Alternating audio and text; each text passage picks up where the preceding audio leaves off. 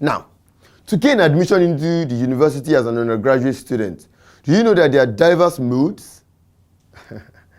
Now, some different modes of entry into the tertiary institution include JAMB admission, the JUPEB or diploma program, etc. In the same way, to obtain the different parameters of motion such as acceleration, distance, velocity, etc., there are three different equations that can be used. Their derivations are shown below. First equation, by definition, acceleration A is given by A equals V minus U over T, where V is final velocity and U is initial velocity, and T equals time taken to change from U to V. Now we can rearrange the equation above to become V equals U plus AT. Second equation, for a body whose speed changes from U to V, the average speed is given by bracket open U plus V bracket close divided by 2. Distance covered S equals bracket open U plus AT over 2 bracket close T. S will now be equals to bracket open 2U plus AT over 2 bracket close T.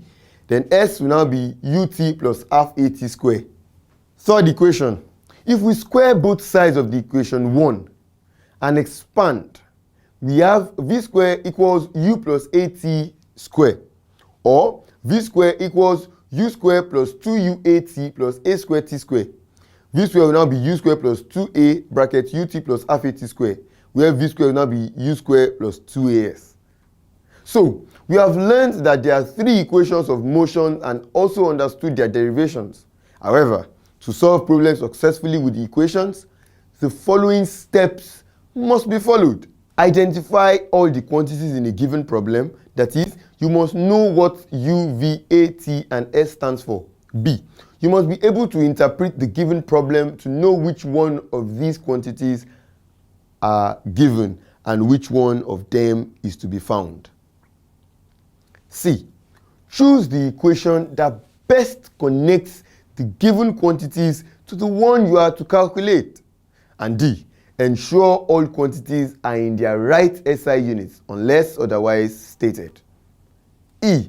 Solve the equation for the unknown quantity. And F. Ensure the solution is expressed in the appropriate or required units. Thank you for joining me. I'll see you in the next class.